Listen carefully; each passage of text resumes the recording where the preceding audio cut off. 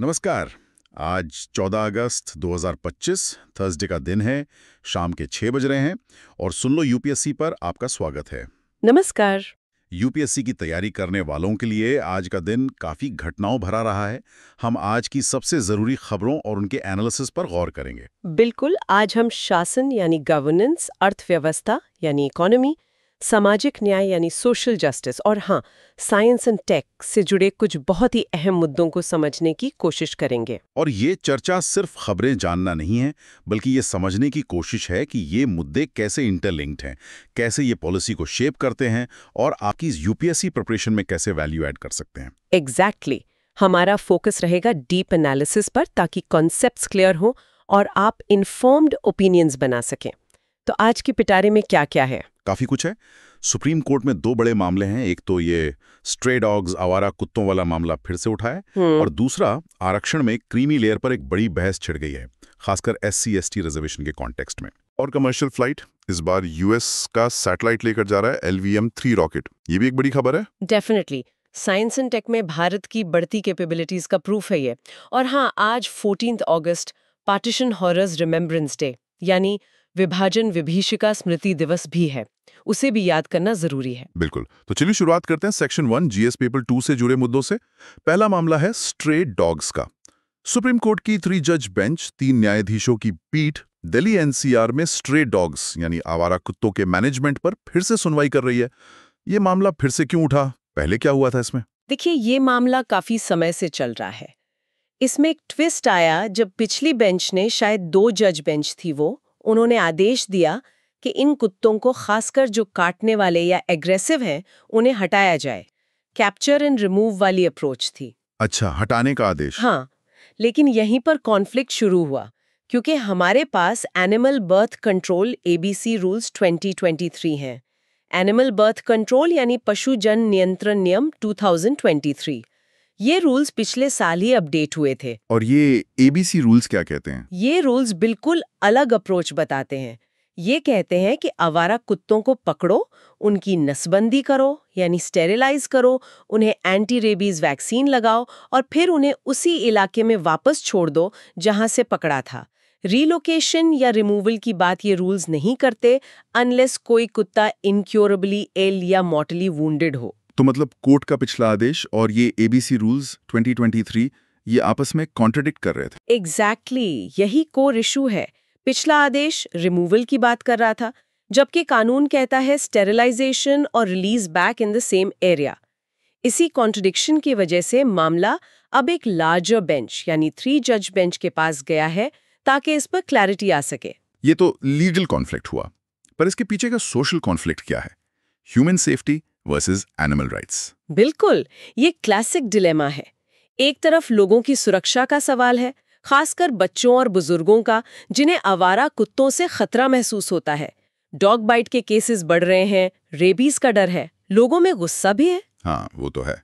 कई बार इंसिडेंट्स होते हैं दुखद। दूसरी तरफ एनिमल राइट्स एक्टिविस्ट्स और ऑर्गेनाइजेशंस हैं जो कहते हैं कि कुत्तों को भी जीने का हक है। उन्हें मारना या हटाना इनह्यूमन है और इकोलॉजिकल बैलेंस के लिए भी ठीक नहीं। उनका तर्क है कि ABC प्रोग्राम अगर सही से लागू हो तो कुत्तों की पॉपुलेशन भी कंट्रोल होगी और वो कम अग्रेसिव होंगे। तो क्या ABC प्रोग्राम सही से लागू नहीं हो रहा है? इसमें सिविक बॉडीज का क्या रोल है? यहीं पे गवर्नेंस का एंगल आता है। देखिए, ABC रूल्स को लागू करने की जिम्मेदारी म्युनिसिपल कॉर्पोरेशंस और लोकल बॉडीज की है, लेकिन जमीनी हकीकत ये है कि ज्यादातर शहरों में ये प्रोग्राम या तो ठीक से चल नहीं रहा या बहुत पैची है। क्यों? क्या दिक्कतें आती हैं? फंडिंग की कमी? फंडिंग एक इशू है, बिल्कुल। ट्रेन स्टाफ की कमी, इंफ्रास्ट्रक्चर जैसे डॉग शेल्टर्स, स्टेरिलाइजेशन सेंटर्स की कमी, फिर पब्लिक कॉर्पोरेशन भी पूरी तरह नहीं मिल पाता। कुछ लोग कुत्तों को खाना खिलाते हैं, कुछ लोग भगाते हैं, लैक ऑफ अवेयरनेस भी है। मतलब ये सिर्फ लीगल इशू नहीं, ये इम्प्लीमेंटेशन और रिसोर्स मैनेजमेंट का भी इशू है। एब्सोल्युटली। और ये दिखाता है कि पॉलिसी बनाना एक बात है और उसे इफेक्टिवली इम्प्लीमेंट करना बिल्कुल दूसरी। सिविक बॉडीज की कैपेसिटी बिल्डिंग पर ध्यान देना होगा। टेक्नोलॉजी का इस्तेमाल जैसे कुत्तों की ट्रैकिंग, वैक्सीनेशन रिकॉर्ड्स मेंटेन करना, ये सब जरूरी है। तो अब ये 3 जज बेंच क्या कर सकती है? क्या वो ABC रूल्स को अपहोल्ड करेगी या कोई मिडिल पाथ निकालेगी? देखिए, बेंच को कानून यानी एबीसी रूल्स 2023 और कॉन्स्टिट्यूशनल प्रिंसिपल्स जैसे राइट टू लाइफ, जिसमें सेफ एनवायरनमेंट भी शामिल है, और एनिमल वेलफेयर डायरेक्टिव्स, सबको बैलेंस करना होगा।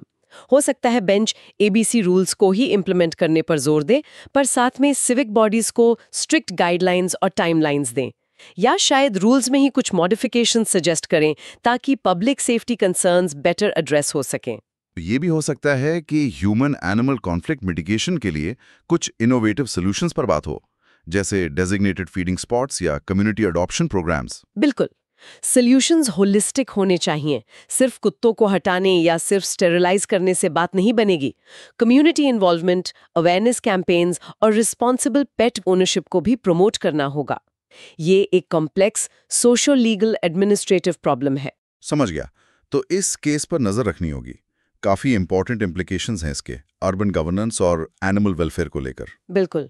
अब आते हैं दूसरे बड़े मामले पर जो सोशल जस्टिस से जुड़ा है, क्रीमी लेयर डिबेट। हाँ, ये तो और भी ज्यादा सिग्निफिकेंट लग रहा है। सुप्रीम कोर्ट इस बात पर विचार कर रहा है कि क्या शेड्यूल्ड कास्ट्स, अनुसूचित जातियों, और शेड्यूल्ड ट्राइब्स, अनुसूचित जनजातियों के रिजर्वेशन बेनिफिट्स में भी क्रीमी लेयर का कॉन्सेप्ट लागू किया जाना चाहिए।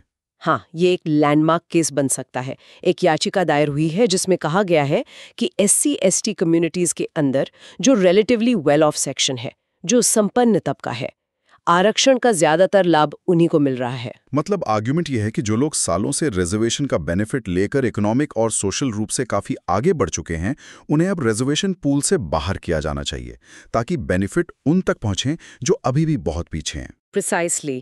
The core idea is equity within the reserved categories. याचिकाकर्ता का तर्क है कि रिजर्वेशन का मकसद सोशल बैकवर्डनेस को एड्रेस करना था। अगर कोई परिवार या व्यक्ति उस बैकवर्डनेस से बाहर आ चुका है, तो उसे क्रीमी लेयर मानकर रिजर्वेशन बेनिफिट से एक्सक्लूड किया जाना चाहिए, जैसा कि ओबीसीज के मामले में होता है। ओबीसीज में तो क्रीमी लेयर का कॉन्सेप्ट है। वो कब आया था? इंदिरा स्वामी केस, राइट? एग्जैक्टली 1992 का famous Indira Swami versus union of India case, जिसे मंडल केस भी कहते हैं।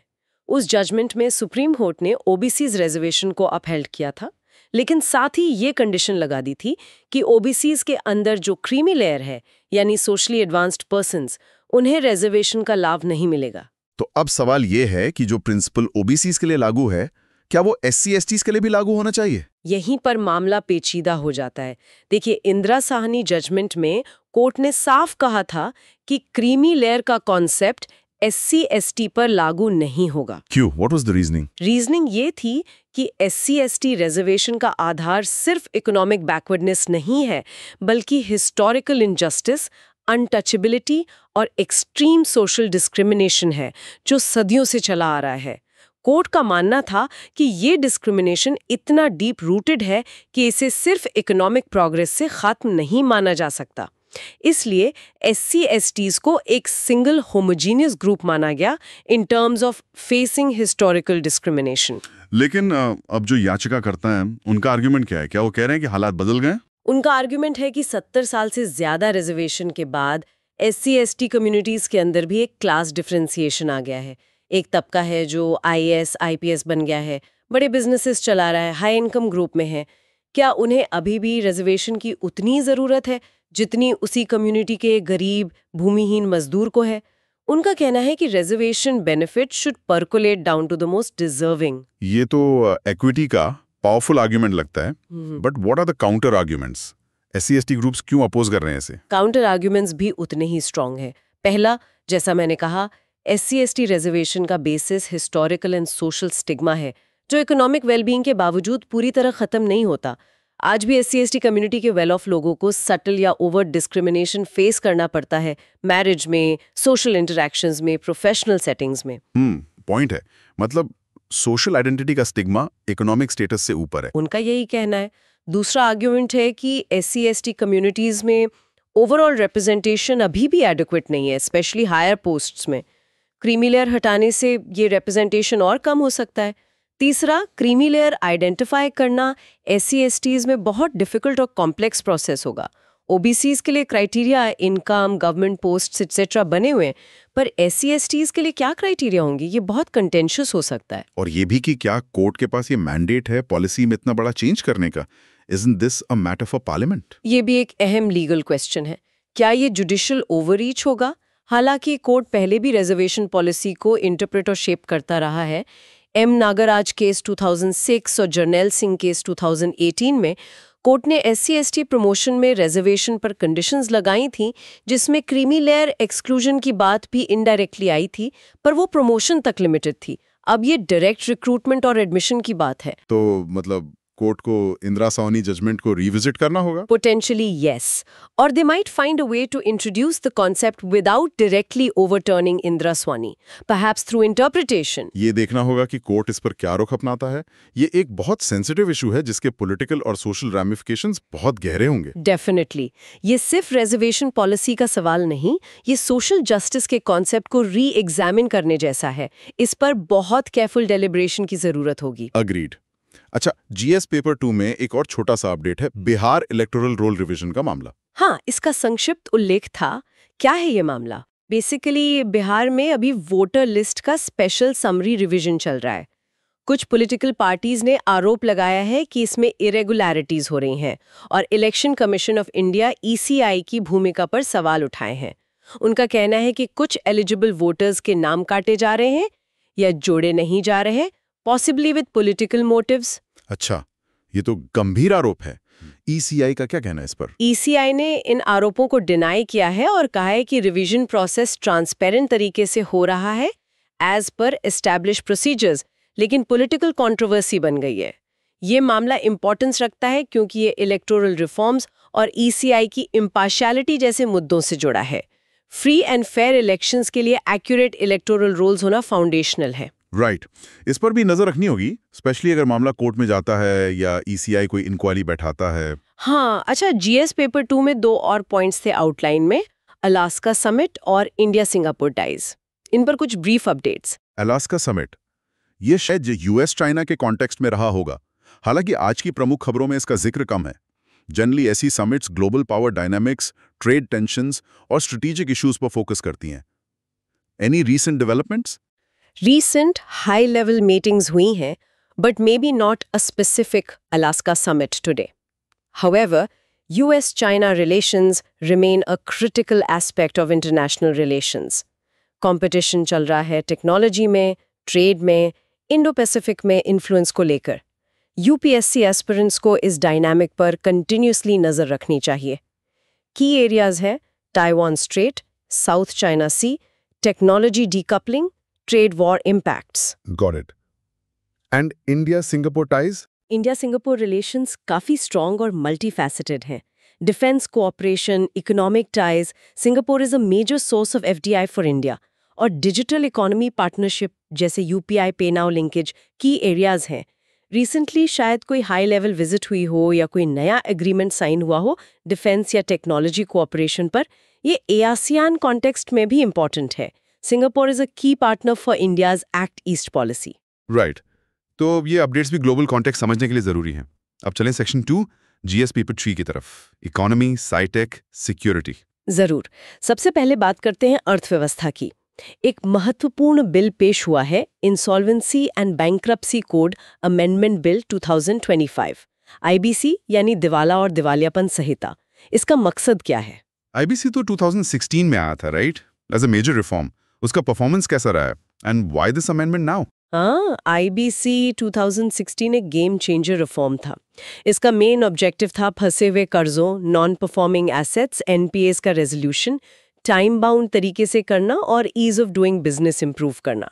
कुछ हद तक सक्सेस मिली भी है, रिकवरी रेट्स इंप्रूव हुए हैं कंपेयर टू अर्लियर मैकेनिज्म्स, लेकिन but there is always a but. हाँ, सबसे बड़ी चैलेंज रही है डिलेज।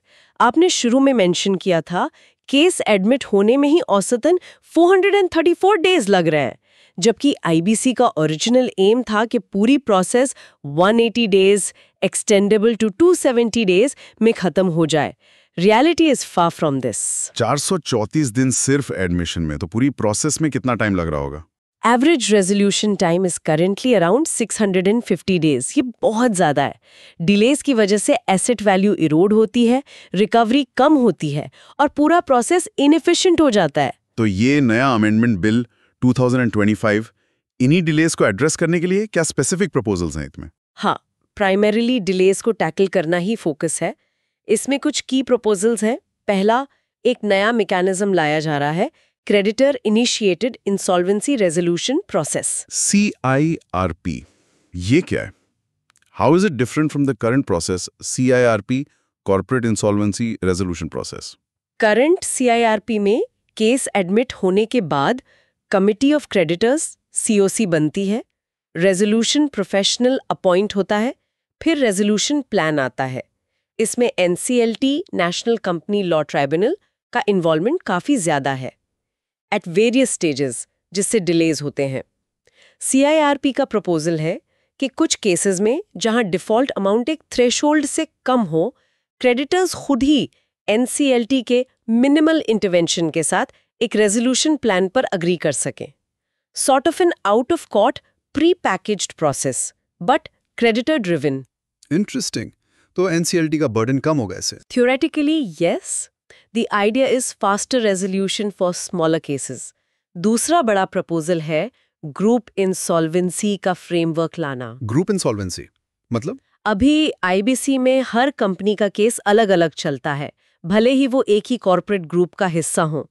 कई बार एक होल्डिंग कंपनी होती है, उसकी कई सब्सिडियरीज होती हैं। अगर ग्रुप की मल्टीपल कंपनीज इंसॉल्वेंट हो जाएं, तो उनके केसेस को कोऑर्डिनेट करना मुश्किल होता है। ग्रुप इंसॉल्वेंसी फ्रेमवर्क अलाउ करेगा कि रिलेटेड कंपनीज के इंसॉल्वेंसी प्रोसेसेस को एक साथ हैंडल किया जा सके, एसेट्स को पूल किया जा सके, जिससे बेटर वैल्यू रियलाइजेशन हो और प्रोसेस स्ट्रीमलाइंड हो। ये तो लॉजिकल लगता है, स्पेशली फॉर लार्ज कॉन्ग्लोमरेट्स। और तीसरा proposal? Cross border insolvency. Yes, ये भी बहुत इंपॉर्टेंट है। आज के ग्लोबलाइज्ड वर्ल्ड में कंपनीज के एसेट्स और क्रेडिटर्स अक्सर मल्टीपल कंट्रीज में फैले होते हैं। अगर ऐसी कंपनी इंसॉल्वेंट होती है, तो इंडियन कोर्ट्स और फॉरेन कोर्ट्स के बीच कोऑपरेशन जरूरी है। क्रॉस बॉर्डर इंसॉल्वेंसी फ्रेमवर्क, जो UNCITRL मॉडल लॉ पर बेस्ड होगा, ये प्रोवाइड करेगा कि कैसे इंडियन इंसॉल्वेंसी प्रोसीडिंग्स को फॉरेन कोर्ट्स में रिकॉग्निशन मिले और फॉरेन प्रोसीडिंग्स को इंडिया में। इससे एसेट्स को ट्रेस करना, क्रेडिटर्स के राइट्स प्रोटेक्ट करना आसान होगा। वाओ, ये तीनों ही काफी सिग्निफिकेंट चेंजेस लग रहे हैं। CIRP, group insolvency, cross border insolvency, इनका ओवरऑल इम्पैक्ट क्या एक्सपेक्टेड है? एक्सपेक्टेड इम्पैक्ट है कि इंसॉल्वेंसी प्रोसेस फास्टर होगा, मोर एफिशिएंट होगा और रिकवरी रेट्स इंप्रूव होंगे। इससे लेंडर्स का कॉन्फिडेंस बढ़ेगा, क्रेडिट मार्केट डीपन होगा और ease of doing business ranking में इंडिया की पोजीशन और सुधरेगी। But of course the devil is in the details and implementation. Right. NCLT की कैपेसिटी, RPs की क्वालिटी और क्रेडिटर्स के बीच कोलैबोरेशन, ये सब फैक्टर्स क्रूशियल रहेंगे। एब्सोल्युटली। अच्छा, इकोनॉमी से जुड़ा एक और अपडेट है, RBI AI रूल्स। हाँ, RBI ने फाइनेंस सेक्टर में आर्टिफिशियल इंटेलिजेंस AI के इस्तेमाल के लिए एक फ्री AI फ्रेमवर्क का ड्राफ्ट प्रपोज किया है। ये फ्री AI क्या है? फ्री AI एक एक्रोनिम है, F for fairness, R for responsibility and risk management, E for ethics, E for explainability and transparency. Basically RBI चाहता है कि बैंक्स और NBFCs जब AI ML मॉडल्स यूज करें, तो वो रिस्पॉन्सिबल तरीके से करें। रिस्पॉन्सिबल यूसेज मतलब? क्या कंसर्न्स हैं RBI के? कंसर्न्स कई हैं, जैसे AI मॉडल्स में बायस हो सकता है, leading to discrimination in loan approvals और प्राइसिंग, डेटा प्राइवेसी का इशू है, मॉडल्स कॉम्प्लेक्स हो सकते हैं, ब्लैक बॉक्स की तरह, तो उनकी डिसीजन मेकिंग को समझना मुश्किल हो सकता है। एक्सप्लेनेबिलिटी इशू, सिस्टेमिक रिस्क्स भी हो सकते हैं अगर बहुत सारे इंस्टीट्यूशंस एक जैसे फ्लॉड मॉडल यूज करने लगें। अच्छा, तो FFRAI फ्रेमवर्क इन रिस्क्स को मिटिगेट करने के लिए प्रिंसिपल सेट करेगा। हाँ, it will lightly outline principles and maybe some specific guidelines on model validation, data governance, ethical considerations, customer disclosures, and grievance redressal mechanisms related to AI-based financial services. The aim is to foster innovation while ensuring consumer protection and financial stability. Make sense? Technology adopt करनी है, but with गार्डरेल्स। Precisely. तीसरा update economy से जुड़ा है, economy snapshot. इसमें क्या highlights हैं? Outline में इकोनॉमी स्नैपशॉट मेंशन है, स्पेसिफिक डिटेल्स नहीं है, बट जनरली अगस्त में Q1 GDP नंबर्स आ चुके होते हैं या आने वाले होते हैं। इन्फ्लेशन डेटा CPI, WPI आता है, IIP index of industrial production figures आते हैं। तो स्नैपशॉट का मतलब प्रॉब्ली इन्हीं की इंडिकेटर्स से है। How is the Indian economy performing generally based on recent trends? Broadly, the narrative is of cautious optimism. Growth momentum is decent, though some sectors might be lagging. Inflation, especially food inflation, remains a concern, driven partly by monsoon irregularities. Global headwinds, like geopolitical tensions and slower global growth, also pose risks. Fiscal situation is being watched closely, so it's a mixed picture, requiring careful monitoring by policymakers. Right. UPSC aspirants should track these key macro indicators and RBI's policy responses. Communication satellite for the US. Yes, ये बहुत बड़ी achievement है इसरो के लिए। कौन सा satellite है ये और कौन सा रॉकेट यूज हो रहा है? सैटेलाइट का नाम है ब्लॉक 2 ब्लूबर्ड। ये एक अमेरिकन कंपनी मैग्जा टेक्नोलॉजीज का बनाया हुआ कम्युनिकेशन सैटेलाइट है और इसका वजन करीब 6,500 किलोग्राम्स है। काफी भारी है ये। 6,500 kg? Wow. And ISRO is launching it? हाँ, इसरो इसे अपने सबसे powerful operational rocket LVM-3 launch vehicle mark 3 से लॉन्च करेगा। LVM-3 वही रॉकेट है जिसने चंद्रयान 3 को लॉन्च किया था। इसकी payload capacity geosynchronous transfer orbit GTO तक काफी अच्छी है, अराउंड 4,000 kgs, और लो अर्थ ऑर्बिट लियो तक तो 8,000 से 10,000 kg तक ले जा सकता है। तो 6,500 kg सैटेलाइट को ये GTO में कैसे ले जाएगा? May be a lower orbit first और is it going to LEO? Usually communication satellites GTO में जाते हैं। Good question. आउटलाइन में स्पेसिफिक ऑर्बिट मेंशन नहीं है। It's possible the 6,500 kg refers to the total spacecraft mass, including fuel for orbit raising, and LVM-3 might place it in a specific custom orbit. Or maybe the satellite has its own propulsion for the final GTO insertion. Or perhaps LVM-3's capability has been enhanced further. But the key point is, launching such a heavy commercial satellite is a major milestone for ISRO. Absolutely. इसका significance क्या है? Commercial and strategic. Huge significance. Commercially, ये इसरो की credibility को global heavy launch market में establish करता है। अभी इस market में SpaceX, Ariane Space जैसे players dominate करते हैं। इसरो का reliable और cost-effective LVM-3 एक strong alternative offer कर सकता है। This opens up big revenue opportunities for ISRO's commercial arm, NSIL, New Space India Limited. Right. Cost effectiveness ISRO की यूएसपी रही है। एग्जैक्टली। स्ट्रेटेजिकली ये इंडिया यूएस स्पेस कॉर्पोरेशन को डीपन करता है। US trusting ISRO with such a high value satellite shows confidence in Indian launch capabilities. ये technology collaboration और geopolitical alignment का भी सिग्नल है, specially in the context of the ICT initiative on critical and emerging technology framework between India and the US। Great point. ये launch ISRO के future missions के लिए भी कॉन्फिडेंस बूस्टर होगा, जैसे Gaganyaan human space flight mission, जिसमें LVM-3 ही use होना है। अर्बन फ्लडिंग की समस्या से जुड़ा है। Bangalore, once known as the Garden City, is facing rapid, often unplanned urbanization. Lakes encroach हो रहे हैं, green spaces shrink हो रहे हैं। और इसका नतीजा? Monsoon flooding? Heavy rains, even short spells, lead to severe waterlogging and flooding in many parts of the city. Stormwater drains are either inadequate, encroached upon, or choked with waste.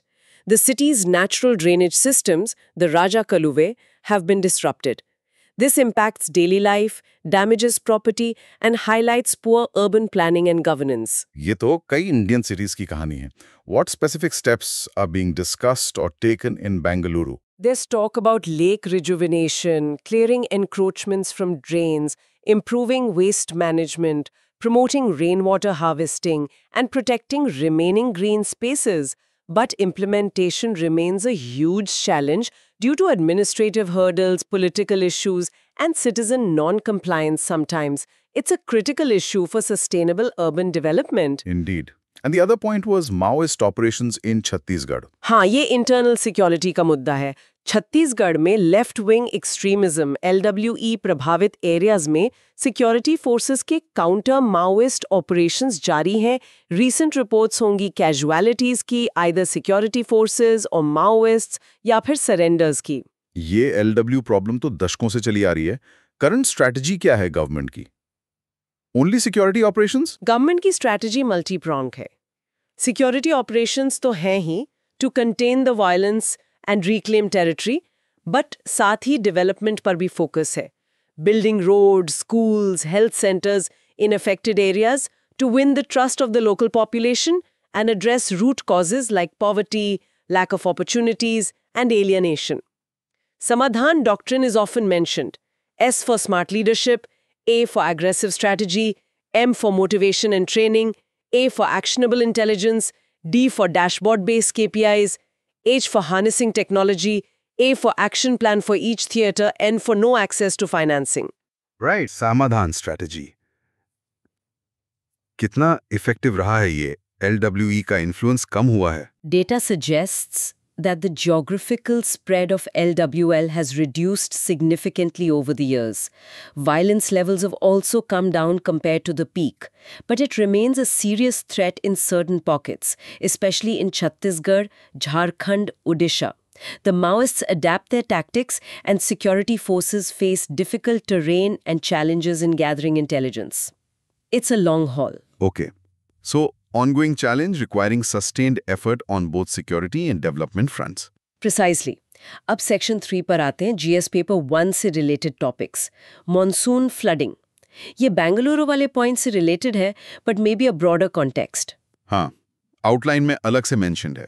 तो शायद ये देश के दूसरे हिस्सों में मॉनसून फ्लडिंग की बात कर रहा है। असम, बिहार, महाराष्ट्र, हिमाचल, उत्तराखंड, ये स्टेट्स अक्सर मॉनसून में सीवियर फ्लडिंग फेस करते हैं। राइट। हर साल हम ये खबरें सुनते हैं, landslides in hilly areas, rivers overflowing in plains. इसका इम्पैक्ट डेविस्टेटिंग होता है। Loss of life, displacement of people, damage to crops and infrastructure, spread of waterborne diseases. इसके कॉजेस क्या हैं? सिर्फ हेवी रेनफॉल या कुछ और भी? Heavy rainfall is the trigger, of course, but the severity is often exacerbated by human factors. Deforestation, especially in catchment areas, increases runoff. Unplanned construction on floodplains and riverbeds obstructs water flow. Poor maintenance of dams and embankments.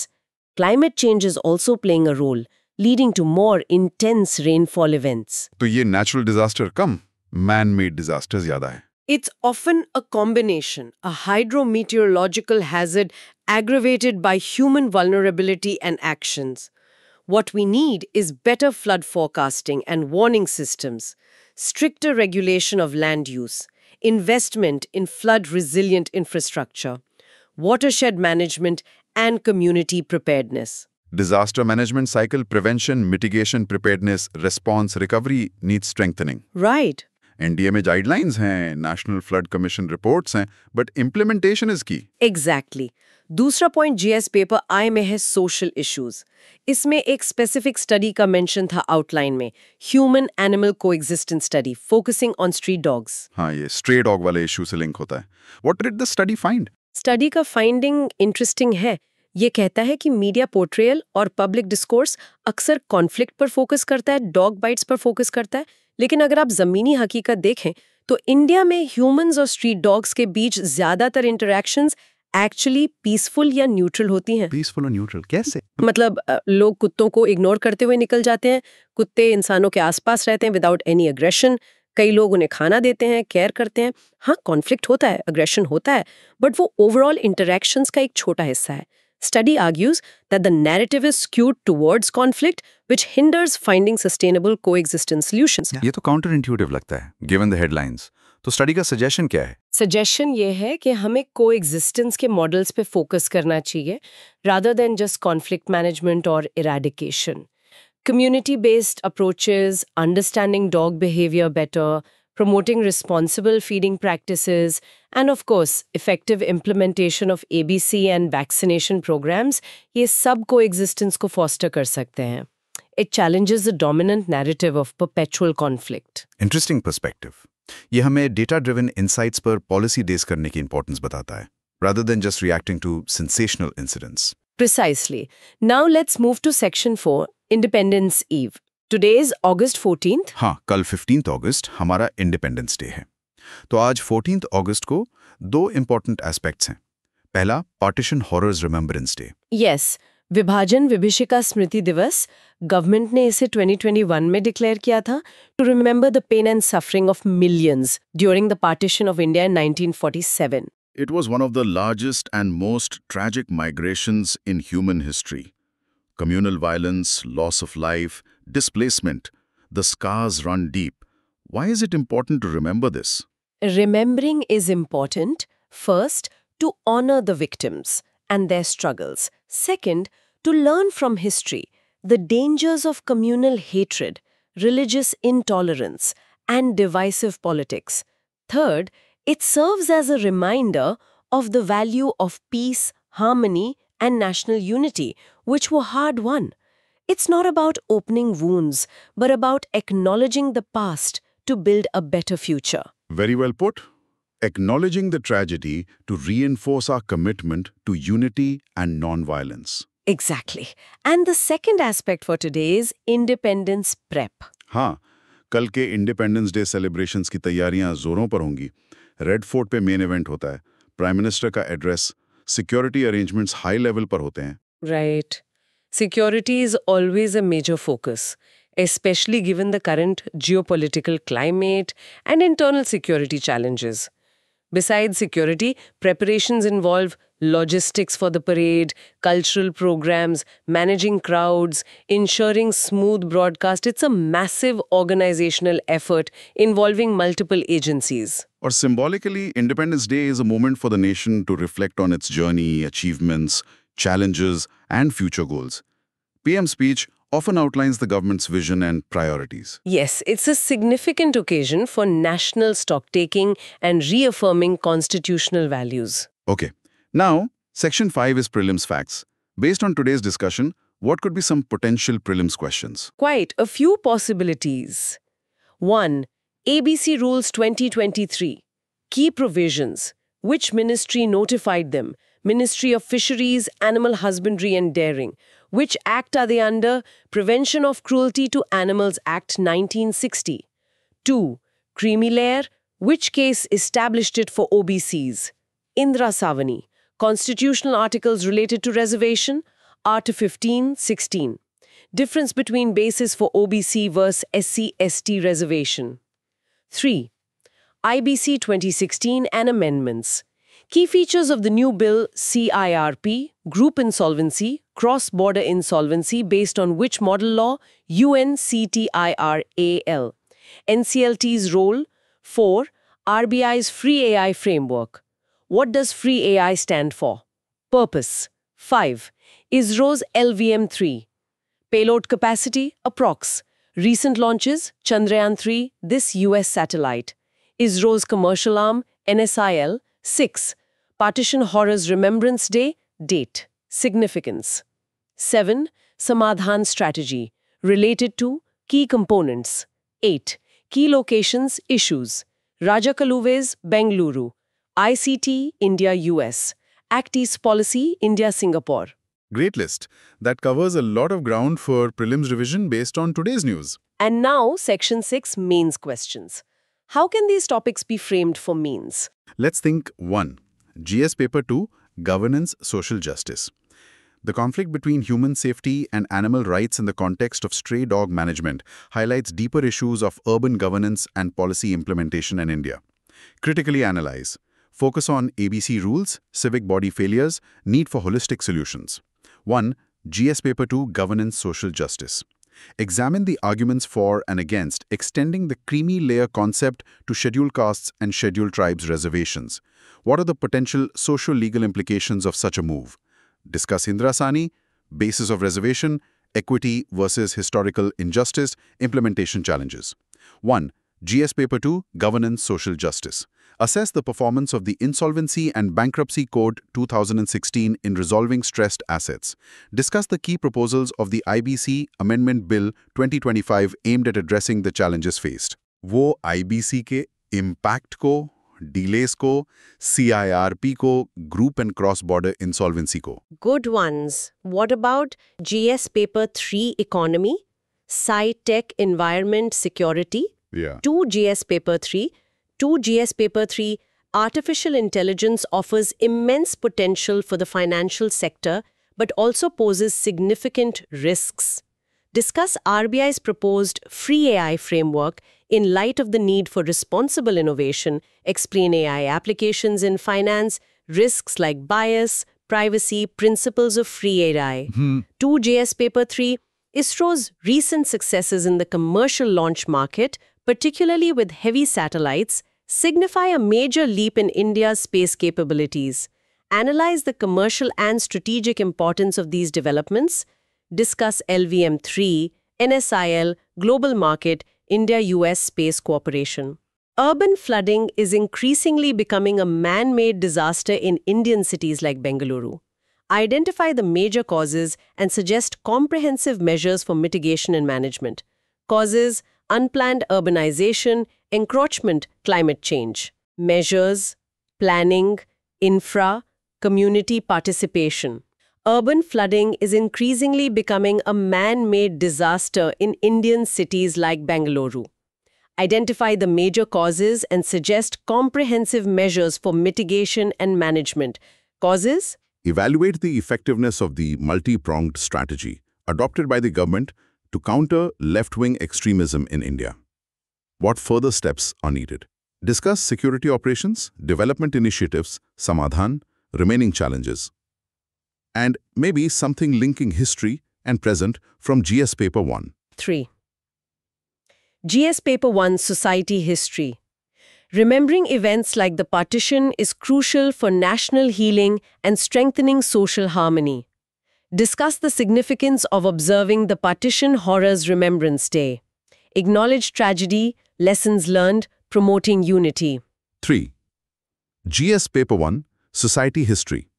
The human-animal conflict narrative often overshadows the potential for coexistence. Citing examples like human-street-dog interactions in India, discuss the need for shifting towards coexistence models in conservation and urban planning. Challenge conflict narrative mentioned studies suggest holistic approaches. Excellent. These questions really capture the analytical depth required for mains. Now, Section 7 Daily Quiz. Shall we do a quick 3-question quiz based on today's discussion? Sure, let's do it. Question 1.